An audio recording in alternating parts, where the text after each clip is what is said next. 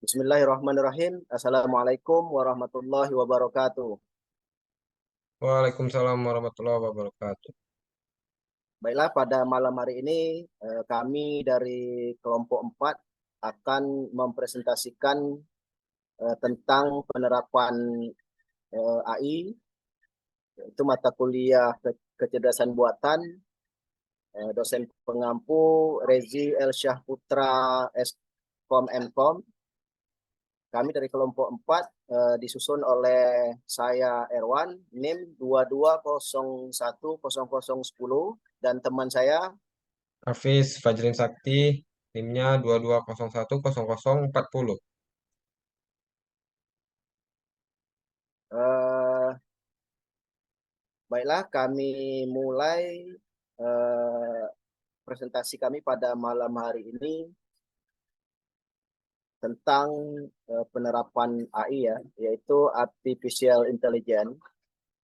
Kita masuk pertama pengertian AI.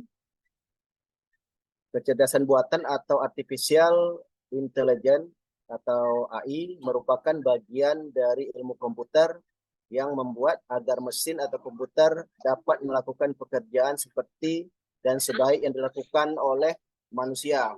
Sistem kecerdasan atau intelligence system adalah sistem yang dibangun dengan menggunakan teknik-teknik AI pada era globalisasi seperti ini.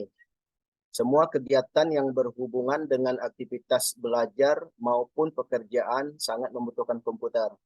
Kecanggihan teknologi semakin memudahkan manusia dalam menyelesaikan aktivitas dalam kehidupan sehari-hari.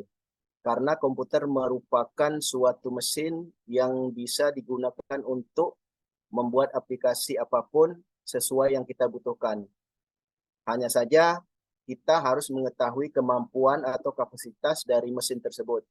Semua yang kita inginkan atau apa yang ingin kita ketahui semua ada di dalamnya, seperti game, ilmu pengetahuan, bisnis atau ekonomi, kedokteran, farmasi, militer, politik, dan lain sebagainya.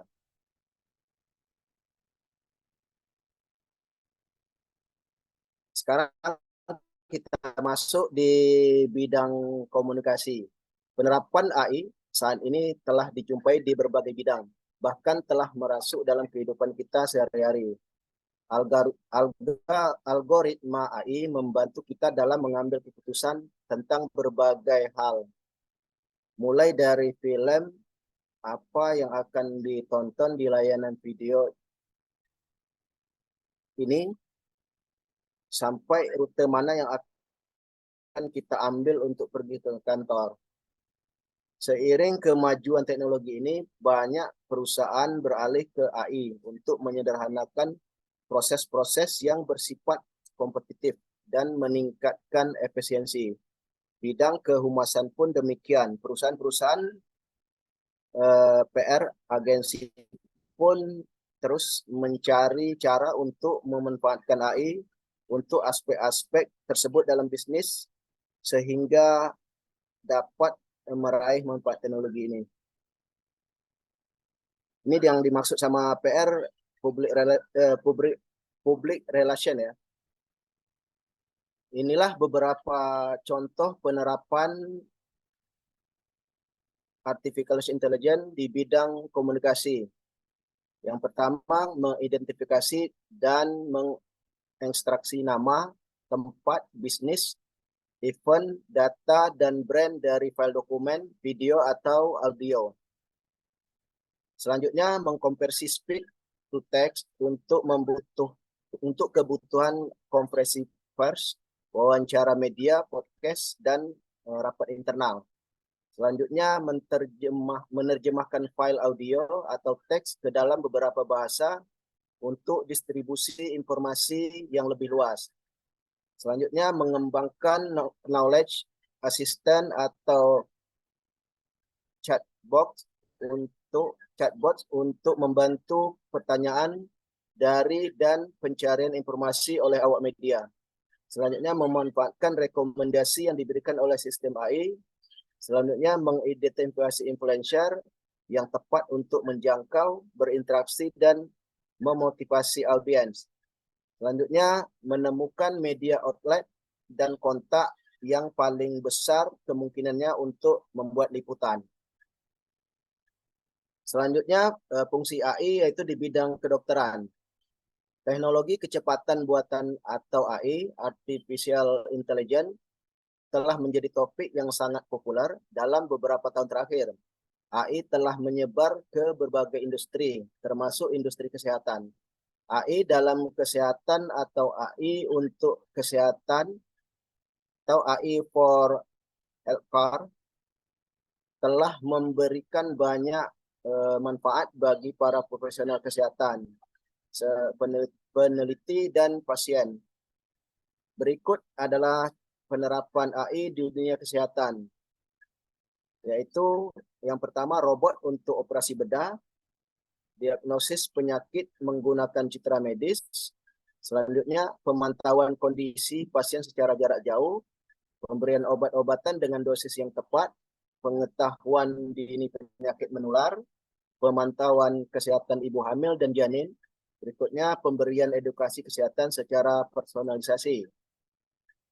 Kemudian penyaringan massal untuk penyakit menular di masyarakat.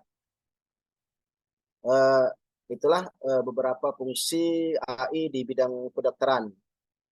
Selanjutnya kita masuk fungsi AI di bidang pertahanan.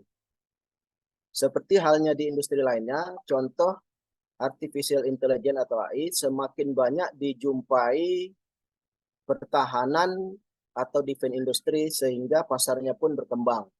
Strike Research mencatat nilai dari artificial intelligence dan robotika dalam ukuran pasar atau market size, kedirgantaraan atau aerospace dan defense pertahanan global mencapai 18,5 miliar dolar pada tahun 2021 dan angka tersebut diperkirakan akan meningkat hingga mencapai US 40,51 miliar pada tahun 2030. Tumbuh pada CAGR 9,1% sepanjang tahun 2022 sampai 2030. Sektor pertahanan sendiri merupakan pengadopsi terbesar artificial intelligence selama 2 dekade terakhir. Masih menurut Strike Research, berbagai contoh artificial intelligence hadir untuk berbagai kebutuhan di sektor pertahanan, seperti intelligence collection dan analisis, logistik, operasi cyber, operasi informasi, command and control, dan pengembangan kendaraan maupun kendaraan autonomous. Inilah beberapa contoh penerapan artificial intelligence di bidang pertahanan, yaitu latihan tempur, keamanan cyber, senjata amunisi, menjinakkan bahan peledak, dan perlindungan perbatasan. Untuk selanjutnya dalam presentasi ini akan dilanjutkan oleh teman saya Hafiz Fajrin Sakti untuk di bidang lainnya. Kami persilakan. Oke, baiklah. Saya akan melanjutkan presentasi di bidang industri atau bidang industri soft computing. Dalam praktiknya, AI digunakan di berbagai bidang, termasuk pengenalan wajah, pengenalan suara, pengolahan bahasa alami, analisis data, dan banyak lagi. Misalnya, AI dapat digunakan untuk mengenali pola dalam kesehatan, untuk membantu dalam diagnosis penyakit, atau untuk membantu dalam membuat keputusan bisnis dengan menganalisis data pasar. Pada industri HR, AI dapat membantu karyawan di divisi HRD untuk memiliki sistem HR yang lebih baik, misalnya menganalisis data karyawan, sehingga menciptakan sistem rekrutmen yang terotomasi. Sebagai contoh, dengan memanfaatkan sistem AI, Anda dapat melakukan screening awal pada CV atau resume pelamar dan menilai kemampuan serta keterampilan calon karyawan melalui wawancara virtual atau tes online. Berikut adalah contoh penggunaan AI di industri HR. Chatbot untuk pengolahan HR manajemen kinerja, sistem pengajian, dan mempermudah efisien.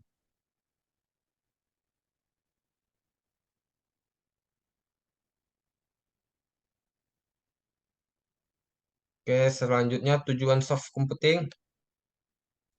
Tujuan soft computing adalah terbentuknya high mechanic intelligent quotient atau HMIQ, suatu sistem yang mampu mengolah informasi seperti cara berpikir manusia, mempunyai kemampuan untuk menyelesaikan permasalahan non-linear, dan tidak ada model matematisnya atau tractability, serta dapat diimplementasikan dengan biaya rendah.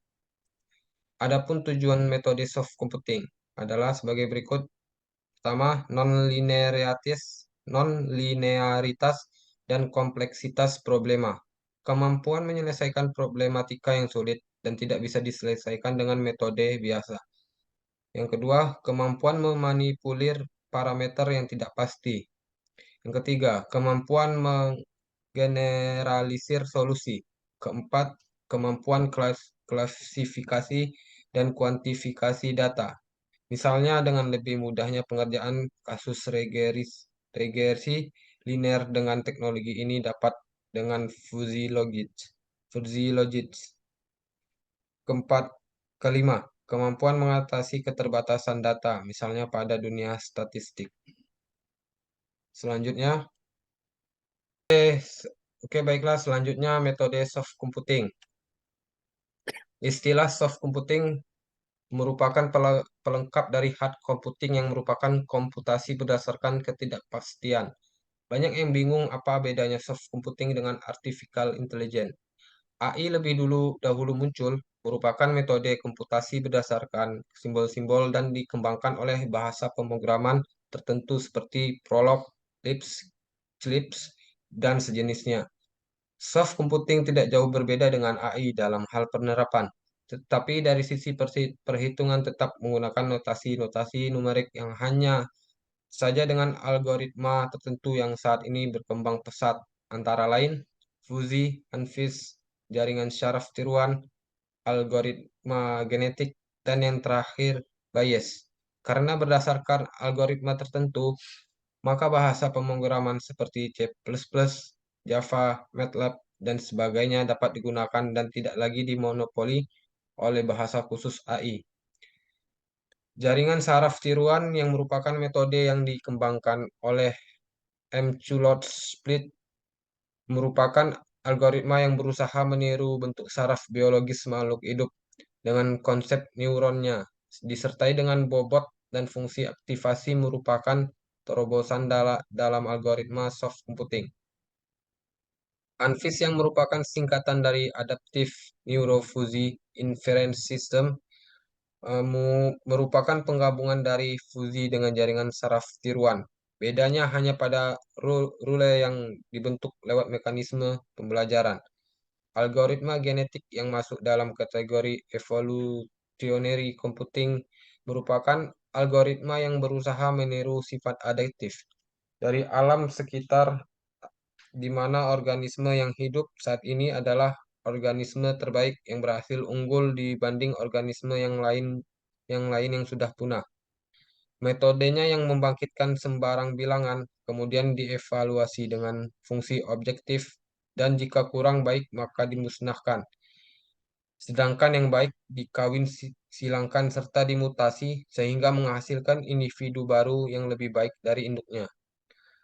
Metode tersebut di atas terkadang digabungkan antara satu dengan lainnya untuk menghasilkan akurasi, kecepatan, dan efisiensi dalam pengoperasiannya. Karena antara satu mode dengan metode lainnya memiliki kelemahan dan kelebihan masing-masing. Metode mana yang Anda gunakan, semua ada di tangan Anda, termasuk bahasa pemrograman yang menjadi pilihan Anda. Selanjutnya,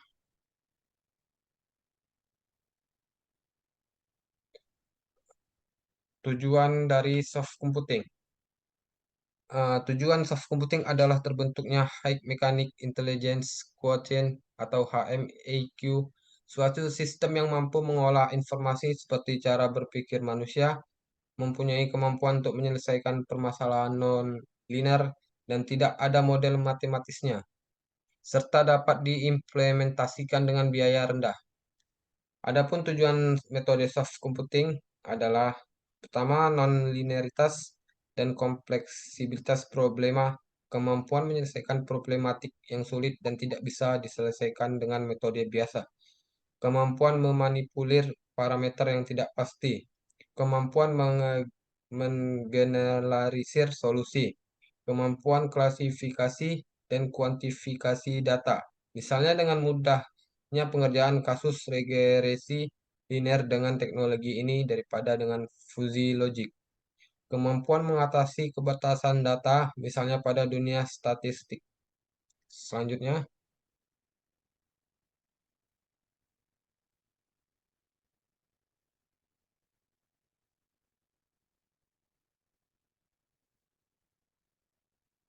Baiklah, demikianlah presentasi kita pada malam hari ini, penerapan AI ya untuk fungsi-fungsi di dunia pada saat ini. Ada beberapa, yaitu di bidang komunikasi, bidang kedokteran, bidang pertahanan, dan di bidang industri soft computing. Kami dari kelompok 4 mungkin sampai di sini yang bisa kami sampaikan. Jika ada kesalahan, kami mohon maaf yang sebesar-besarnya. Kami pamit undur diri. Saya Erwan. saya Hafiz Fajrin, kami Kami dari tutup. kelompok 4. Assalamualaikum warahmatullahi wabarakatuh. Waalaikumsalam warahmatullahi wabarakatuh.